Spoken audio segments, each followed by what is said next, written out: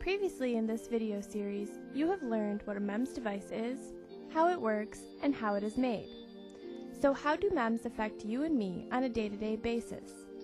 In this video, we will explore what MEMS devices are used for today and how they will be used in the not-so-distant future.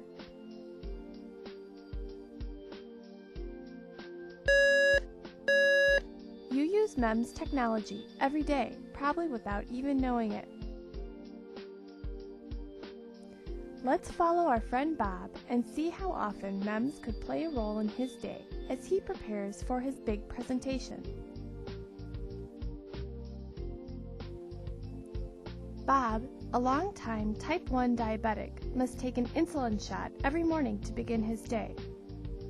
While the needle Bob must use oftentimes can be painful, MEMS research is developing a new type of needle that will alleviate the pain involved in a traditional insulin shot. Here is a microarray of needles, each about 150 microns long. On the left is a common needle. On the right is a MEMS needle inside a common needle.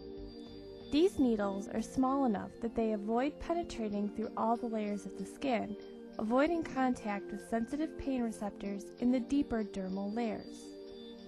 In this way, the drugs are filtered through the remaining layers of skin, rather than directly injecting them into the bloodstream. Just like tea is diffused through a tea bag, the microarray of needles allows the insulin to diffuse through the layers of skin without coming in contact with pain-sensing nerves.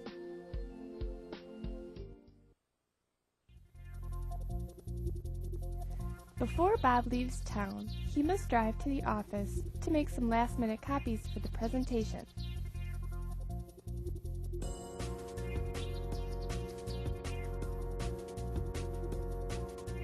Everyone has had a momentary lapse in concentration while driving a car. Bob is no exception. Luckily, no harm comes to Bob or anyone else. Had he gotten in an accident, sensors developed through MEMS technology would have deployed his airbags, saving him from bodily harm.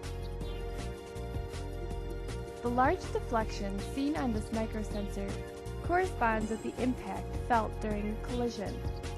When the distance between the red moving structure and the white anchored cantilever is reduced to a prescribed distance, the sensor tells the airbags to deploy. The advantages in using microsensors as opposed to larger sensors in airbags is that, because the microsensors are so small, the reaction time is much quicker than other devices, making them more effective. MEMS devices also are more cost-effective because they can be produced in large quantities. MEMS technology plays a vital role in automotive safety, which is something that everyone can appreciate.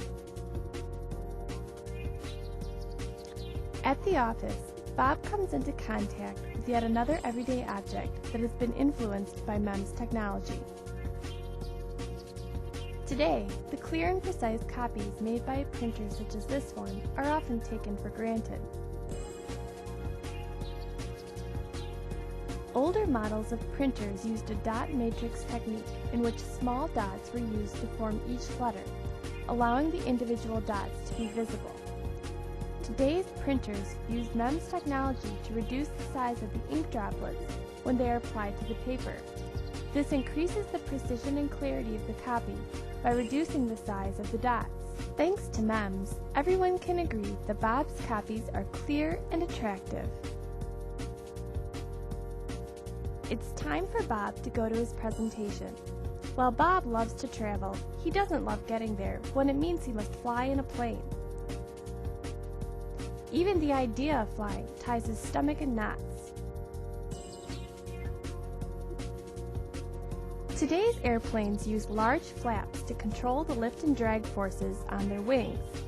These flaps are heavy in weight and therefore cumbersome to move. Here is a microflap, 1,000 micrometers on each side, that rises and falls using magnetic forces. While one flap alone is not effective, a group of these flaps used together will affect the lift and drag forces on the wing, just as the larger flaps do. by replacing today's heavy flaps with a skin of microflaps, as seen here in this schematic. The weight of the airplanes can be dramatically reduced, thus making it easier to fly. Not only would the weight be reduced, but it would also allow airplanes to be designed to use the wings for passenger space. This concept is still very experimental and has been tested on a much smaller scale, as seen here in an unmanned airborne vehicle developed at UCLA. If this concept is adapted to commercial airplanes, such as the flight Bob is flying on, it could provide more room and therefore more comfort for nervous flyers such as Bob. A slightly queasy Bob has now arrived and is ready to give his presentation.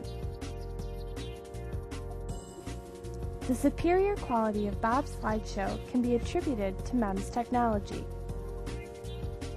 Within the projector, tiny mirrors can be positioned by applying voltages to the structures connected to the mirrors. Notice that the mirrors are 16 microns on each side, while the tip of the needle is approximately 100 microns wide. Such an array can have more than 1 million mirrors. Imagine that each mirror creates a light pixel and can be flipped to two different positions. The first position allows the light that is shown on the mirror to be reflected onto the screen. When the mirror is in the second position, the light is then reflected away from the screen, making the light pixel invisible to the viewer.